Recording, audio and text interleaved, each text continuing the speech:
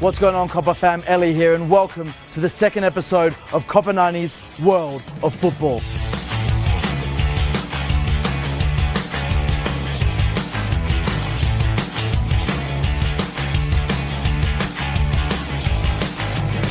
We're flipping the idea of what counts as football news and who should be bringing that news to you, putting fans at the heart of every story. This week we'll be covering topics all around the world, from fans in the UK protesting ticket prices to players in Greece protesting the current migrant crisis. We'll also be in Asia for the Chinese Super League revolution and finish off in Rwanda for the African Nations Cup. But let's start off at Anfield, where Liverpool fans have had a fantastic outcome as a result of their protests against spiralling ticket costs. The Liverpool fans walking out of Anfield in the 77th minute in protest of the ticket price is one of those things that I struggle to put into words how much pride it fills me with. It's a capitalist game, it's all about making money, and I think people have become accepting of the fact that prices are going to go up, everything gets more expensive, it's pointless, there's no point in taking a stand. And again, in Liverpool, we don't like being told no, we don't like being told we can't do things. The fact that you've got these guys who absolutely love the football club, they wouldn't choose actively to miss a single second of the action, but they've come together for a greater cause. It's just something that I think that needs to be replicated across football, and it shows, more importantly, that how important fans are to the game. Liverpool, hopefully, as a fan base, have shown the way forward and shown that this can be a small step towards perhaps a bigger and more positive change towards making football more affordable for the average fan. What a fantastic story. That outcome, with the Liverpool owners, Fenway Sports Group, coming out and standing down and actually apologising, it's a massive result for fans all across the UK. For far too long, those running the game have ignored the pleas of supporter groups and organisations who have asked for nothing but decent pricing. But now Liverpool have finally had an effect, and it's imperative that their work becomes the rule and not the exception. But from fans protesting in the stands at Anfield, let's move to Greece, where players are protesting on the pitch.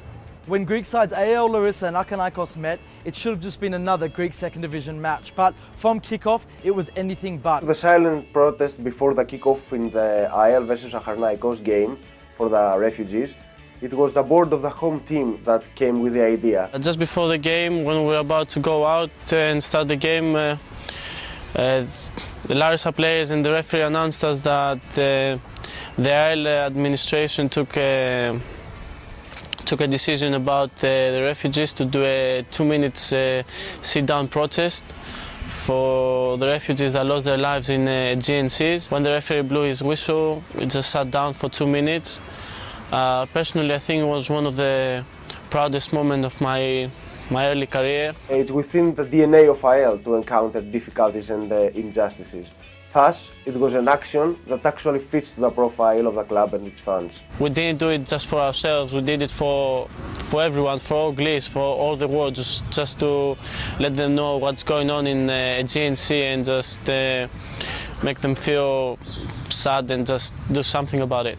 You know, in the world of modern football, this really is such a refreshing story, as players these days seem to be so far removed from fans and just society's general issues. But Greek players, albeit in the second division, have shown that they still are up to date and care about what's going on in the world. And speaking of what's going on in the world, what is going on in China, as the Super League, once an unknown league to most of us, has become the focus of football talk. Now, usually the hype surrounding the transfer window is focused on players, but this January it was all focused on the once unknown Chinese Super League, where some of Europe's best stars, from Teixeira to Gervinho to Ramirez, went to the Far East. But why is it that now some of football's best players are moving to a country once unknown for their footballing culture?